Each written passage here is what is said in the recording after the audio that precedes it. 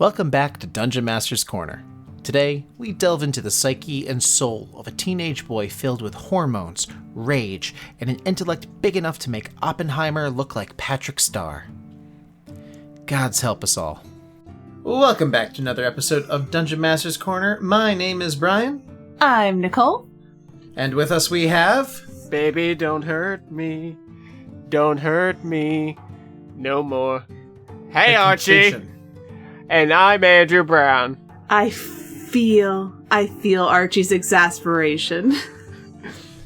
Whoa, The completion of the bit, ladies and gentlemen. Whoa. Now it's stuck in my head. You good. You get what you deserve.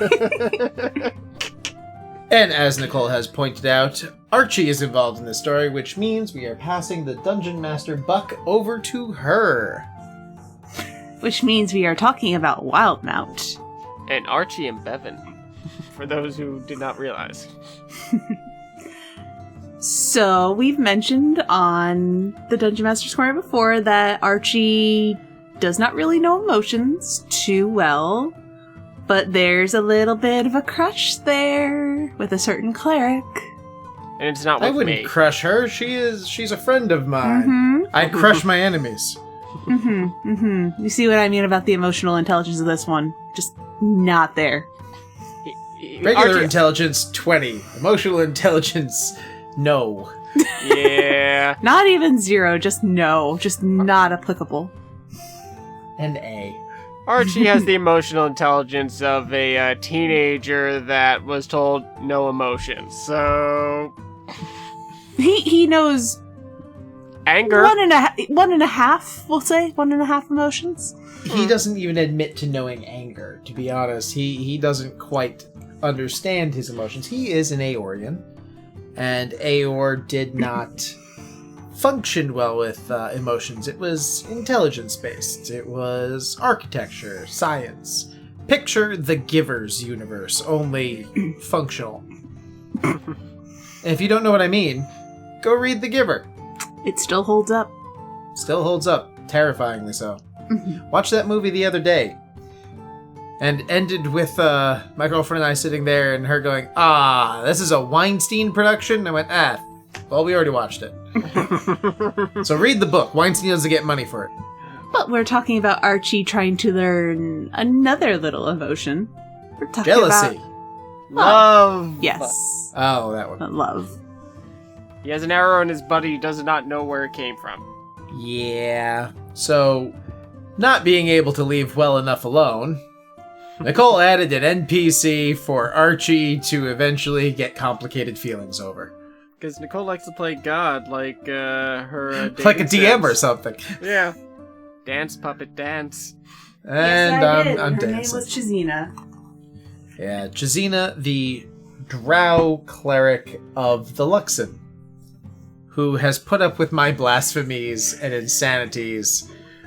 I think she's just numb at this point. Just numb to it all. All hail Drow Jesus! All hail Drow Jesus, who's a human! Yeah, for some reason I've become drow Jesus. Well, here's the thing. Archie has learned a lot of things about the Luxon. He hates gods, but he doesn't consider the Luxon to be a god. Because the Luxon functions. The Luxon works. So, obviously, to be called a god is an insult. He is something, or it is something more than a god. So, I think that's one of the reasons why the drow, well, besides the fact that I've been saving their butts on a repeated basis, Tolerate you? tolerate me, and my blasphemy is I respect their god, even if I don't respect him in a way that they consider respect. You respect the god, not necessarily their, Not the ceremony. dogma. Yeah, the dogma. I learned how to remake the Luxons. The actual items. Blasphemy. Blasphemy, yes, but that is where the Drow Jesus joke came from. But part of the reason that Archie feels so connected to this culture is Chizina herself.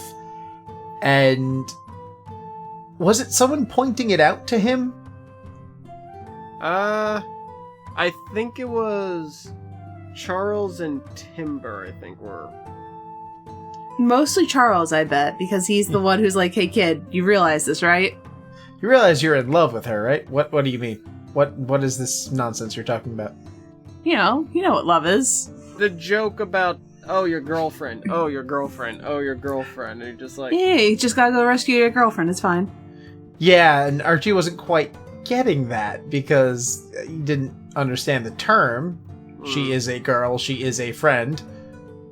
But he didn't quite follow. So he asked a couple people, what is Charles talking about? What is love? Baby, don't hurt me. I'm done. I will stab you with a fork. But he asked, what is love? And he kept getting answers that made absolutely zero sense to him. Charles would talk about things that you shouldn't really be talking to a child about. I know he's 15, but still, he wasn't ready for the talk. Yeah, that was not the talk. I think I ended that conversation with Charles. I understand the mechanics of sex. I'm not an idiot. What is love? And he kind of didn't have a good answer. Because Charles himself has issues with the L word. He does. Intimacy issues. I think he's good at the intimacy part. It's just the... everything after the cuddling part. The emotional aspect. Once you get to the cuddling, he kind of doesn't know what to do after. All the dating sims just go to credits at that point. I'm not taking credit for that joke. That was Sword Art Online abridged. Great abridged, terrible show. Moving on. Fight me in the comments. But I couldn't go to Timber because Matt was actually missed that session. So that left me with one option. And squats. I mean... Hi, Archie! Thea tried, but she was doing the more,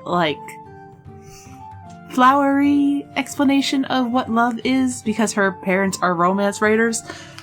As I said, it left me with one option. Yep. And punch. Bevan was my option. Punch. I'm so sorry. Dumbest among us was my option. Aerobicizing now. Andrew, do you remember what Bevan told Archie was the key to romance? Or what romance was like? Romance was like, because he did not give advice on it, he just gave you what the feeling was so you could identify A and B and being like, oh shit. Right, that's exactly how it worked. Yeah. Do you remember what it was? What the advice was? The advice that Bevan gave was,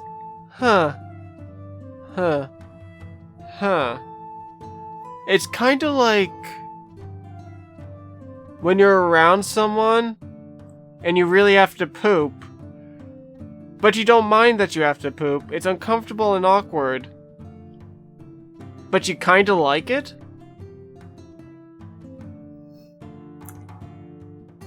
Normally, this would be the kind of feedback that Archie would sigh and walk away from. But Bevan's explanation of what love feels like was more accurate than anything the other two idiots he asked could describe. So now, and I got to make the next day. And I basically got to make a fart joke all in one shot, so it was a win for me. Sincere and make a fart joke at the same time. What makes a better piece of advice than a fart joke? It's a true dad moment. But the next day, I went to talk to Charles about it. He's like, "Oh, did the advice I gave you work out?" Nah, Bevan's worked out, and there was this look of fear. What did Bevan tell you? Well, love is like the feeling of needing to poop, but you like it. And even Charles was sitting there going, I can't argue with you, kid. It's not exactly wrong. Because that's literally what love is. It's just like, that's the pressure in your gut that literally is just like, kind of like butterfly, like uncomfortable, like, there's something I just need to be around this person. Like, there's something that makes you want to keep staying around, even though, like, you don't know what to do, but you want to not know what to do with them. The feeling of your stomach dropping out. Yeah. But it's good. Yeah. God, if you're coming to a bunch of D&D podcasters to learn what love is, have you made a terrible decision in your life?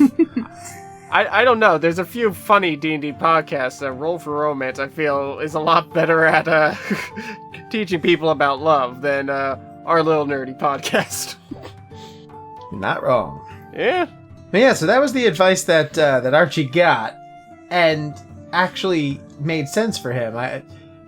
Charles's was too on the sexual side, and Theo's was too on the frilly side, but Bevan's was on the real side of things, and as a teacher, I've mentioned this 2 episodes in a row now, I'm sorry, terribly sorry, but No, as you're a not. teacher, I am. I should never, if you're thinking about becoming a teacher, change career options right now. It's terrible, don't do it. Not because of the kids, because of everything else. Sometimes it's the kids. Not the point. One thing I've learned is that when dealing with kids, and I deal with kids who are like 16, 17 on a regular basis, everything they tell you about interacting with them is completely wrong. Like how to build relationships, how to build... The best thing you can do is just be honest. And Bevan was that. Bevan was just straight honest. Like, this is what it feels like. All right.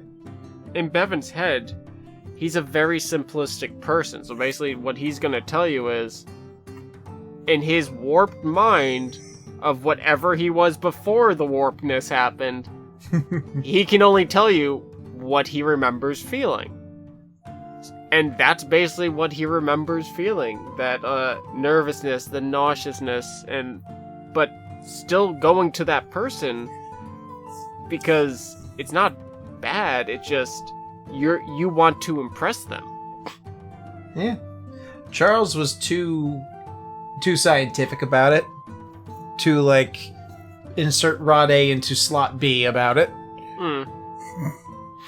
And Thea was telling him the pretty lies that people like reading in books. So Bevan, surprisingly, went the right way about it. He's very insightful. He's a ADD mess, but insightful. And he's also the only one among us who's ever been a father. But I think that's a story for another day. Oh, that's a whole... I was gonna say Timber's episode. a dad. Timber wasn't there. True. Yeah, he can't give the advice. I couldn't go to That is Timber for... a good point you make. Bevan was I would have the gone only, to Timber for advice, but... So, poop advice the only wins. dad actually like being a dad. The only dad present. Sorry, Charles. Yeah, You we're don't not. count. he sold his... He hasn't met his son yet. He doesn't count as a father. He sold his soul before he was born, so... Yeah. Yeah. Poor Mistakes were made. Phineas. He's growing as a character, though. He is. He is. He wants to help his kid. Yeah. But, that's the funny thing about love. When you're young, you have no idea what it is, and all you need someone to be kind of honest and to the point with it, because hormones, people, hormones. Honest Hormones to the are not point, love. a little weird, but effective. Yeah, and that's why I love this game. Not the hormones, just the weirdness and like, oh, this is actually kind of sincere, because I even impressed myself, because I was like, oh, this is going to be funny, and then like after I said it, I thought about it for a second, I'm like, that's actually not bad advice to a point. Yeah. It made perfect sense to Archie. Eh, And the day Bevan starts making perfect sense to Archie, Bevan... the world has gone mad. Oh, the world has gone mad indeed. Archie needs to go check his medication at that point. Boy should probably be on something. Yep. Yeah. But thank you for coming to this romance podcast. I guess I should ask, as I've been trying to remember, since you were the DM, Nicole, what did you learn from Bevan's insight into the human soul and bowels? What did I learn? As a DM. I mean, to just let you guys go, honestly. Like, because love and my players are too powerful, you just can't hold them back. Yeah, also, you know I would take over the table anyway, somehow, in some stupid way. That would be true to character, and... But that's a story for another time, because you fucking did that. I did, to you. Love you, Brian. Yep. I have you too. We'll tell that story another time. But for now, thank you for joining us for another episode of Dungeon Master's Corner. If you'd like to support us, please visit our Patreon at patreon.com/reliably chaotic to help afford the therapy my poor boy is going to need after getting his romantic advice from these assholes. You can also drop us a line on Twitter at reliably chaotic. We'd love to hear from you.